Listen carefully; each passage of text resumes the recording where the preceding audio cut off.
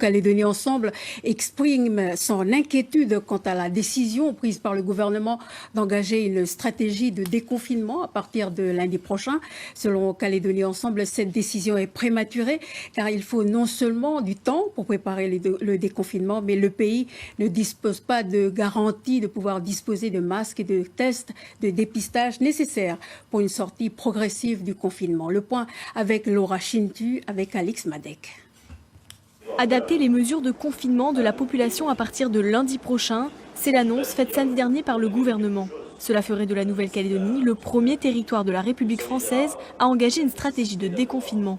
Une décision que Calédonie Ensemble estime prématurée. Le président de la République lui-même et le Conseil scientifique national ont posé comme condition à toute stratégie de déconfinement progressif la fourniture d'équipements de protection et de tests pour la population.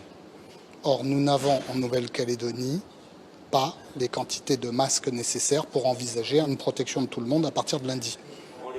Hier, à l'Assemblée nationale, les députés de Nouvelle-Calédonie et de Polynésie française ont fait poser une question au Premier ministre. Ils lui ont demandé de s'engager à doter les territoires de moyens matériels nécessaires à un déconfinement qui garantisse la sécurité sanitaire des populations. Réponse a priori favorable d'Édouard Philippe, qui a évoqué un possible accompagnement de notre pays. Mais en attendant, l'inquiétude persiste du côté de Calédonie Ensemble. On a, toute sensibilité politique confondue, décidé d'allouer 42 milliards au soutien de l'économie calédonienne samedi dernier sans discuter. Il ne faudrait pas, parce que ça serait pire que tout, que par une sortie de confinement prématurée, on perde le bénéfice de notre situation sanitaire et qu'on soit obligé à nouveau de reconfiner. Parce que là, le pays ne s'en relèverait pas.